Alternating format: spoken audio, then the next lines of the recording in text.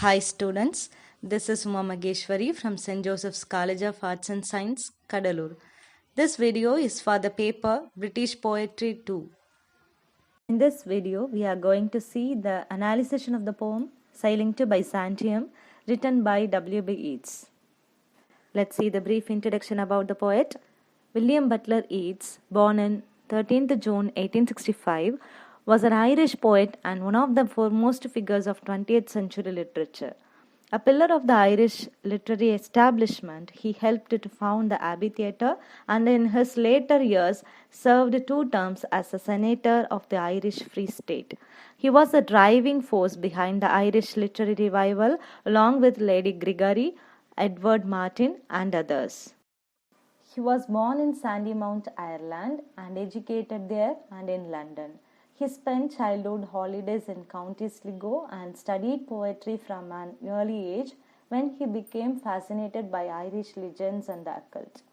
These topics feature in the first phase of his work, which lasted roughly until the turn of the 20th century. His earliest volume of verse was published in 1889, and its slow-paced and lyrical poems display depths to Spenser, Shelley, and the poets of the Pre-Raphaelite Brotherhood. From 1900, his poetry grew more physical and realistic. He largely renounced the transcendental beliefs of his youth, though he remained preoccupied with physical and spiritual masks as well as with cyclical theories of life.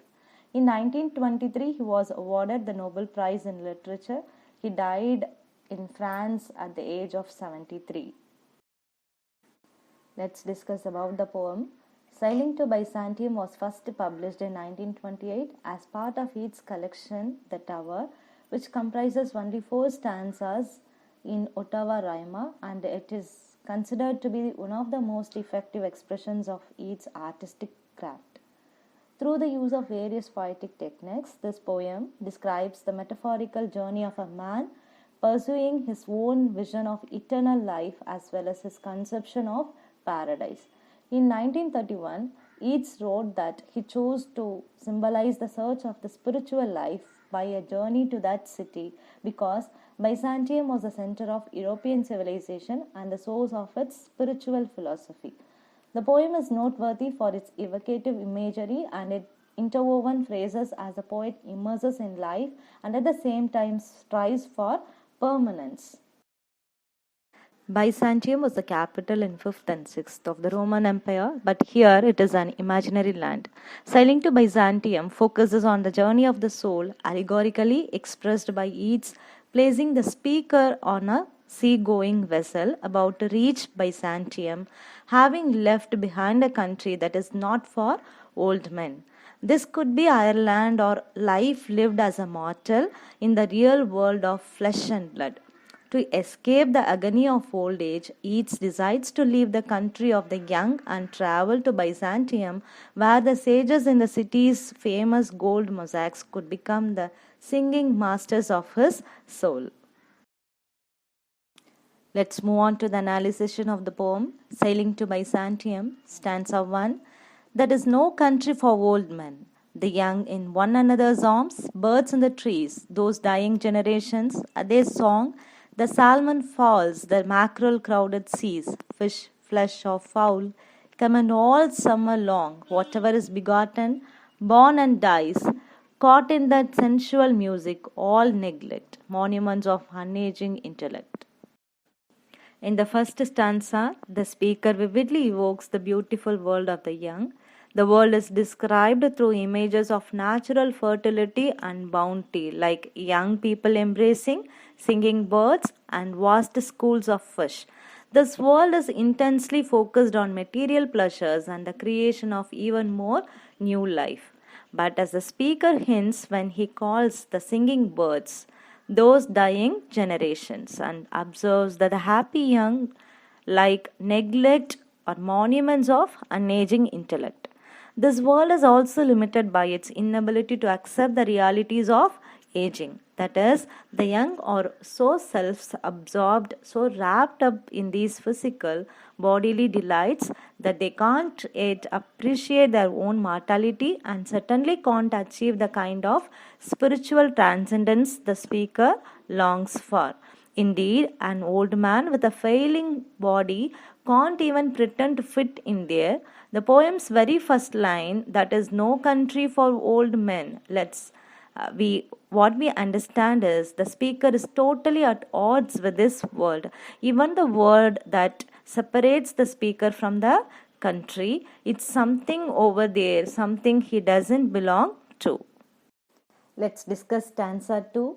An aged man is but a paltry thing, a tattered coat upon a stick, unless soul clap its hands and sing, and louder sing, for every tatter in its mortal dress, nor is there singing school, but studying monuments of its own magnificence, and therefore I have sailed the seas and come to the holy city of Byzantium. In this stanza, the speaker focuses on the failures of his aging body, which he describes as a tattered coat, that is not the substance of his real self, but just a garment he is wearing. The only way to salvage such a garment, in turn, is for the soul to clap its hands and sing. The soul itself thus seems to have a body, but a different kind of body, one that can't fade and weaken over time. The speaker makes an imagined spiritual journey to the long-lost holy city of Byzantium because there is no singing school, however, no one to teach the speaker's soul how to achieve such vibrancy.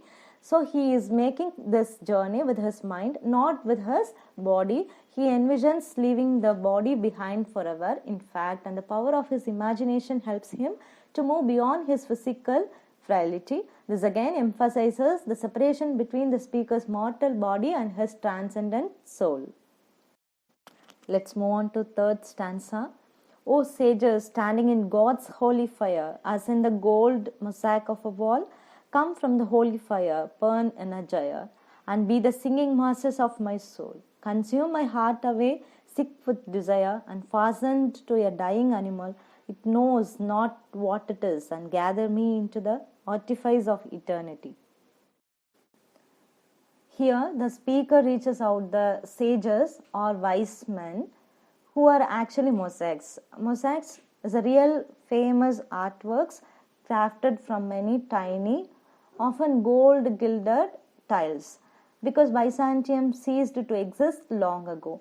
As such, the speaker is basically imagining traveling to a long dead holy city and talking to mosaic icons on a wall. But that's the point. These sages have transcended old age and mortality through becoming the materials of imagination and of art. They have left their frail, that is, physical bodies behind. Let's see the last stanza.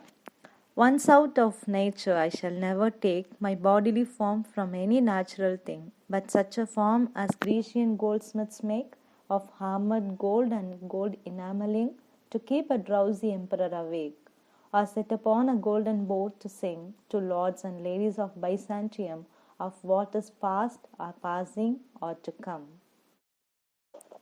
Here, the speaker intends to join them one day, and when he does, he will leave behind his body forever and never take my bodily form from any natural thing. In teaching his soul to imagine beyond the limits of his body and eventually leave it, he will learn to overcome mortality and old age. This is the summary of the poem. Let's discuss poetic devices used in the poem. Alliteration. Alliteration is used in fish, flesh or fowl, begotten, born, singing, school but studying, sages standing, Grecian goldsmiths, lords and ladies, past or passing. Assonance is used in salmon falls, the mackerel crowded, clap its hands, gold mosaic. Caesura is used in whatever is begotten, born and dies. Metaphor is used in dying animal, tattered coat upon a stick, country. Enjambment is used in the lines, consume my heart away, sick with desire, and fasten to a dying animal, It knows not what it is, and gather me into the artifice of eternity.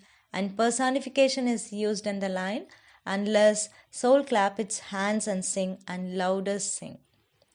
Thank you.